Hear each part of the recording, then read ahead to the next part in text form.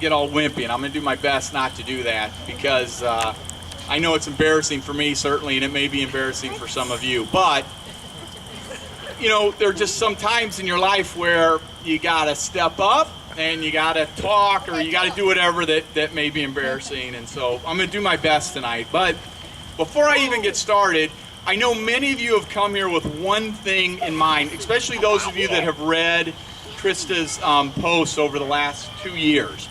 And you came here with one thought, and that thought was, I got to meet this Gary Remner guy. So Gary, can you, where are you at, Gary? I don't see, I know you're here because I've run into you. Gary, come out here a minute. Gary, come here. Gary, come here. So now you all know, make sure you introduce yourself and thank Gary, because I'll tell you what a great poster Gary was through the last 2 years. It made it a lot of fun, didn't it? Gary, we really appreciate it.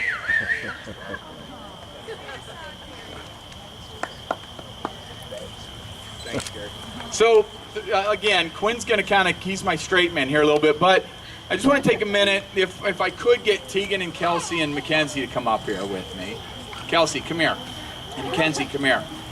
You know, we've had a pretty crazy 2 years, to say the least. And, you know, we're in a great spot today. You know, we came here tonight and we've got all this pink stuff up about breast cancer and all that stuff, but I'm here to tell you tonight, as far as I'm concerned, I don't ever want to talk about cancer in my family again. And thank God we don't have to do that. So great. Yes. But these four are really kind of the unsung heroes. Because, thank you. You know, they kept us real. And many times where we wanted to just lay in bed and not get out, we had to, because we had these four keeping us, keeping life what it's supposed to be. And, you know, we between running around to school events and going to dancing and taking them to camp and arguing and fighting, which, you know, really drives us all crazy. But in the reality, boy, I'll take that any day of the week to ever have to go sit for 8 hours or 10 hours in Cleveland Clinic again. Yeah. So these guys just did a great job. And, you know, Tegan is you know, she's just so great. She makes us laugh every day. Everything she says and does, we just can't get enough of. And Kelsey's done an awesome job. You know, Kelsey was so important with all of her gentle hugs that she made sure she was ready to give Mommy when she came back from the hospital. And she's just been a wonderful daughter from always a great listener and does her thing. And Quinny loves challenging his mom and dad. He loves giving us the business. But this guy, I got to tell you, there's no better reality than to sit and talk with Quinn about school, or, hey, let's put a Lego together, or Xbox, whatever the case may be. But great guy. And Mackenzie, you know, look at her. I really regret that she grew up so much in the last 2 years. She's just been a wonderful big sister and has always been very sturdy and stable for us. And so we appreciate everything that these four have done. So thank you, guys. We love you and we're so proud of you. We're really happy. All right. And then, of course, there's Krista. You know, this is a pretty tough chick here. And, you know, there were a couple times where we came home from the hospital, or she came home from the hospital, and I shook my head, and I thought, God, how's she ever going to get through this? You know, how's she ever going to be Krista again? And, you know, how's she ever going to... all right, buddy. I am. And you know what? She did it every single time. And not only did she do it once, she went back, she did it twice, she went back, she did it 3 times. And she did it because she loves us and she wants to be here for us. And so she, you know, Krista, every day I just thank God that you're part of our life. And so, but this night is not just about Krista. And so I want to read something that she posted to her and I should have had this up, but you know, things happen, okay? But I want to read something that she posted to her blog a long time ago. And it was a good time for me to read it and hear it because, you know, I was pretty mad and I was upset and I was bitter. And when I read this, I said to myself, you know what? If that's how she feels, I've got no right to feel the way I do. And so she wrote something that said, the good in cancer. And so I'm going to read this to you, and then this will be the last time we talk about cancer for a long time. The good in cancer. Cancer introduces you to people you would have never met.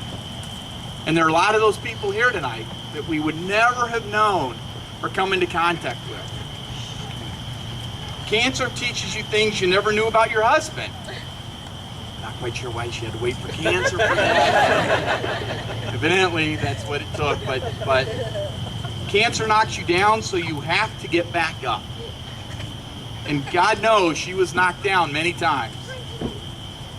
Cancer proves to you the power of prayer. And I know everybody in this yard tonight at some point said a prayer for Krista. Thank you for that. Cancer reminds you what a great mom you have. And I'll tell you, after every single surgery, Jay was here to help pick her up. And my mom was here to help do laundry. And we both just said, you know, what great moms we have. Cancer makes you appreciate everyone and everything more. Cancer reconnects you with old friends. I know for a fact there are people here that have been super great close friends to Krista that we haven't seen in years. And it's a shame because we live 30 minutes from each other, but we have our busy lives and things like that. But it definitely has reconnected us, and we're all here tonight. Cancer makes you love your husband even more. That's a good one. I like that. Cancer shows you how kind strangers can be. Krista used to talk to me about she'd have her scarf on, or she'd get rid of the scarf and she'd be running through the store and a woman would say to her how beautiful she looked today, and that made me feel great. Cancer strengthens your love for your kids, and cancer teaches you to not sweat the small stuff. And then lastly, she says, cancer reminds you how incredible your family and friends are. And that's why we're doing this tonight. This isn't about Krista.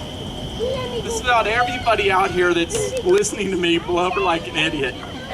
But at some point in the last 2 years, you've written on her blog, you've said a prayer, you've brought us dinner, you've done some small, kind thing that helped. You went for walks with her when she needed somebody to talk to and I didn't know what to say. You gave her support with her cancer support group. And so that's why we're here tonight. And I know I speak for Krista when I say this. This isn't about Krista. This is about you guys. And we just want to say how much we love you and thank you. Chuck's been doing a great job. Chuck, we love it. Keep it up. I want these people to walk out of here tonight thinking what a great party that was. We've got an open bar. Enjoy yourselves, enjoy the food, enjoy the company, reconnect with old friends, make some new friends.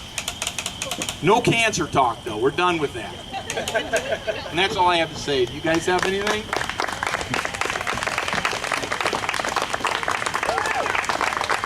It's such a saucer.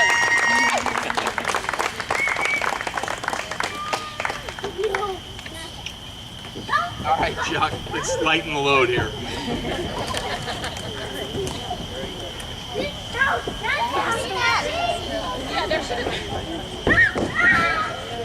I cried. You made me cry.